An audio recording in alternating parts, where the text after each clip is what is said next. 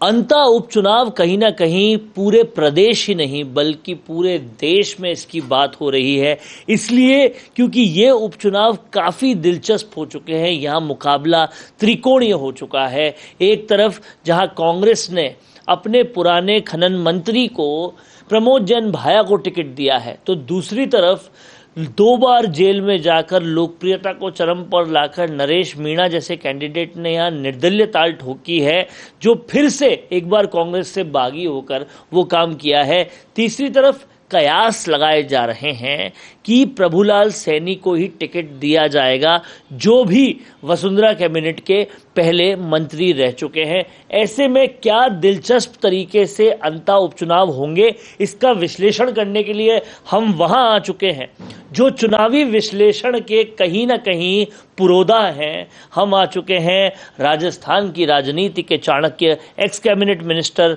और कहीं ना कहीं राजस्थान की राजनीति को बहुत बारीकी से समझने वाले चंद्रराज सिंघवी के साथ।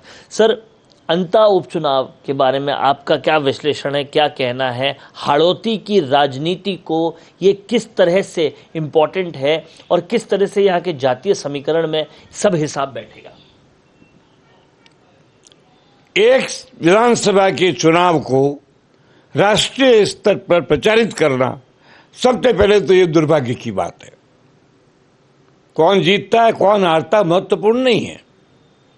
अब मैं आपसे बताऊं, अंता में अभी तक कांग्रेस ने प्रमोद जैन भाया को उम्मीदवार घोषित किया तो प्रचार हो गया अशोक गहलोत का उम्मीदवार है। कैसे अशोक गहलोत का उम्मीदवार है? वो तो 5000 औरतों को सुहाग और सिंदूर के कपड़े देकर के लोकप्रिय हुआ था। पहले निर्दलीय चुनाव में तो किसी पार्टी में नहीं था, फिर भी जीता ही था ना। तो एक जीतने योग्य उम्मीदवार की तलाश कांग्रेस को थी, एक जीतने योग्य उम्मीदवार की बीजेपी को तलाश है। इधर नरेश अपनी लोकप्रियता का मेजरमेंट करना चाहता है, अपने अपने अलग अलग उद्देश्य है। पर कुछ घटनाएं ऐसी है जो चुनाव में प्रभावी होती है। पूरे प्रदेश में प्रमोद जैन भाया आम जनता के बीच में अलोकप्रिय अब हुआ। पहले तो लोकप्रिय था, कांग्रेस ने उसको मंत्री बनाया, महत्वपूर्ण मंत्री बनाया, तो वो पायलट के विरोध में भी नहीं, पायलट के पक्ष में भी नहीं था। अशोक गहलोत का उसको आशीर्वाद था, ये सत्य है। मगर वो उसको जो लोकप्रियता है, जो मिली सफलता या जो उसने कमाड़ा किया या लाभ उठाया, वो उसकी अपनी योग्यता थी। तो मैं प्रमोद भाया को एक कमजोर और असहाय उम्मीदवार नहीं मानता। सर, भरत सिंह कुंदनपुर जैसे, मैं यही उसी पर आ रहा हूं, उनका सबसे बड़ा विरोधी भरत सिंह कुंदनपुर था, जो मेरे प्रिय मित्र बहुत ही जुझार सिंह जी का बेटा था। जब मैं कोटा का प्रभारी बन के, कांग्रेस का ऑल इंडिया सेक्रेटरी बन के गया था, तो जुझार सिंह जी को चंद्रमल जी ने मेरे साथ सहयोगी के रूप में भेजा था। बहुत अच्छे ईमानदार आदमी थे और ये भी ईमानदार आदमी था। इसका विरोध न होना भाया को एक ऑक्सीजन की तरह अब नजर आएगा, क्योंकि अगर उनके परिवार का कोई आदमी उम्मीदवार होता तो सिंपैथी मिलती, वो है नहीं। सारा उम्मीदवार, सारा चुनाव अंत का दुर्भाग्य से जातीय आंकड़ों पर निर्भर है। भाया का विरोध करने के लिए निर्दलीय उम्मीदवार नरेश मीणा का ये मानना है कि मैं मीणा हूं, मीणों के बहुत वोट है और मैं लोकप्रिय हूं, मैंने संघर्ष किया है, मैंने लड़ाई लड़ी है, मैं लड़ने योग्य भी हूं, मैं सफल भी हो सकता हूं। कई लोग जो दोनों पार्टियों से नाराज हो मेरे साथ है, गुड आर्गुमेंट। मगर इसका असर क्या होगा? आप मुझे एक बात बताइए, आज की तारीख में राजस्थान में 3 जातियों का ओबीसी में वर्चस्व है, चौथी है माली। 3 जातियां तो खुली है, सुतार, घाची और प्रजापति। इनके अलावा कोई जाति और महत्वपूर्ण है तो वो है माड़ी। अब बीजेपी सोच रही है माली को उम्मीदवार कर दें तो कांग्रेस का जो सपोर्ट भाइयों को मिलने वाला है मालियों का, वो टूट जाएगा। उनका अपना तर्क है, मैं इतना अपनी ओपिनियन नहीं दे रहा हूं, मैं गणित के आंकड़ों का विश्लेषण आपको दे रहा हूं। अब एक बात बताओ मैं, इसके अलावा अगर मान लो वही किसी मीणा को ले आते हैं तो नरेश मीणा तो 25 के भी नीचे आ जाएगा। सर, कंवरलाल मीणा का परिवार एक बड़ा ऑप्शन है बीजेपी के पास। ये तो बीजेपी अगर कंवरलाल मीणा को लाती है, मान लीजिए, तो बायक को जो मिलने वाले सपोर्ट है उसमें मीणा को तो गिना ही नहीं हमने। कंवरलाल मीणा का तो जेल जाने की वजह से ही ये उपचुनाव हो रहा है, लेकिन कहीं ना कहीं उनके साथ एक सिंपैथी है। सिंपैथी तो भाजपा को मिलेगी, हिंदुत्व का वोट मिलेगा, उनके अपने कार्यकर्ताओं का वोट मिलेगा। मेरे को तो ये बताइए आप कि अगर माली को उम्मीदवार बनाती है भाजपा तो निश्चित रूप से भाया को बहुत बड़ा झटका लगेगा, क्योंकि अशोक गहलोत के कारण कांग्रेसियों का मानना है कि मालियों के वोट उसको मिल जाएंगे। अब इधर इसका भी ये कहना है नरेश का कि मेरे पास तो सब लोगों के और युवा जनरेशन का मेरे को समर्थन है, यानी हर जगह कटी कटी मैथमेटिक्स है, कोई स्थिर मैथमेटिक्स नहीं है। तो ऐसी स्थिति के अंदर टक्कर होगी, जबरदस्त टक्कर होगी, लेकिन न तो मैं कांग्रेस को कमजोर मानता हूं और न मैं भाजपा को कमजोर मानता हूं। नरेश का दावा है कि अंदर खाने सचिन पायलट और प्रहलाद गुंजल दोनों ही नरेश को सपोर्ट कर रहे हैं। अंदर खाने बाहर खाने क्या होता है? वोटर जब वोट देता है तो अंदर खाने की बात नहीं मानता है। थोड़ा बहुत जाति प्रवाह के अंदर खाने के वोट इधर के उधर होते हैं। आम जनता को क्या लेना देना अंदर खाने या बाहर खाने से, कोई मतलब नहीं है।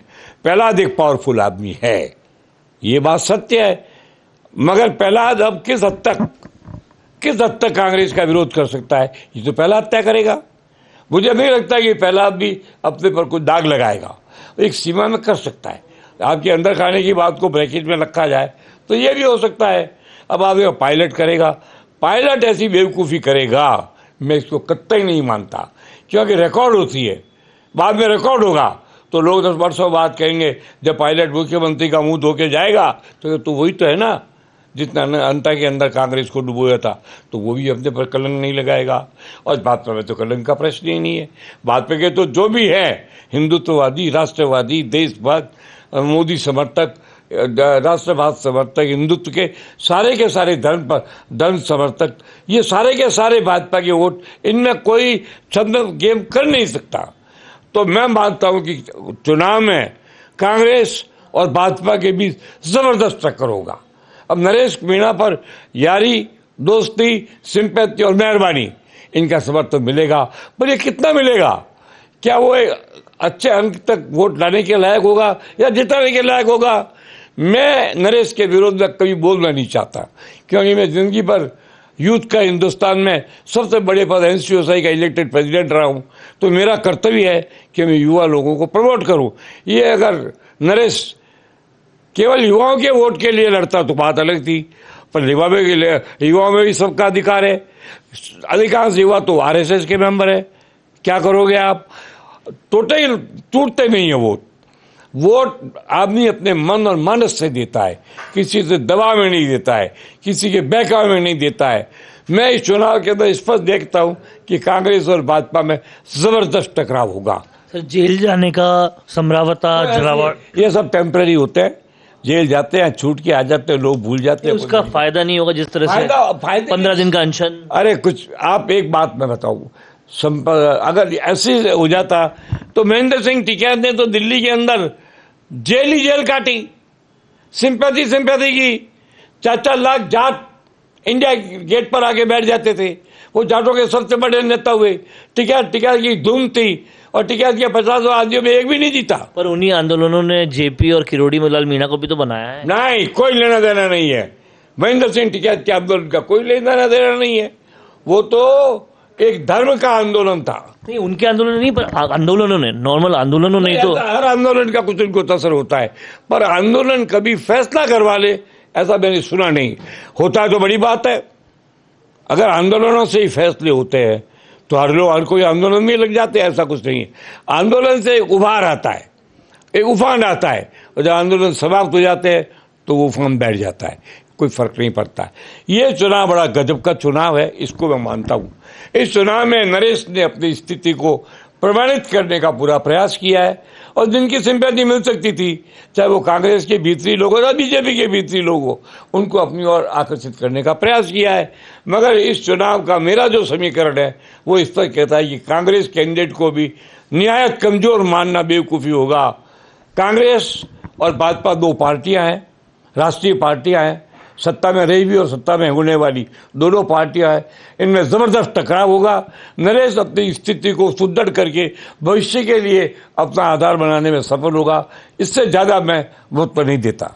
तो कहीं ना कहीं चंद्रराज्य सिंघवी ने यह साफ किया है कि ये जो चुनाव होगा बेहद दिलचस्प होने वाला है, भाजपा कांग्रेस के लिए बड़ी टक्कर होने वाली है और कहीं ना कहीं नरेश मीणा जो है वो प्रमाणित करना चाह रहे हैं अपने आप को। अगर वो कर पाते हैं तो भी देखने लायक बात होगी। कैमरा पर्सन करण के साथ वरुण मंसाली, संवाद के लिए, संवाद भारत का, भारत के लिए।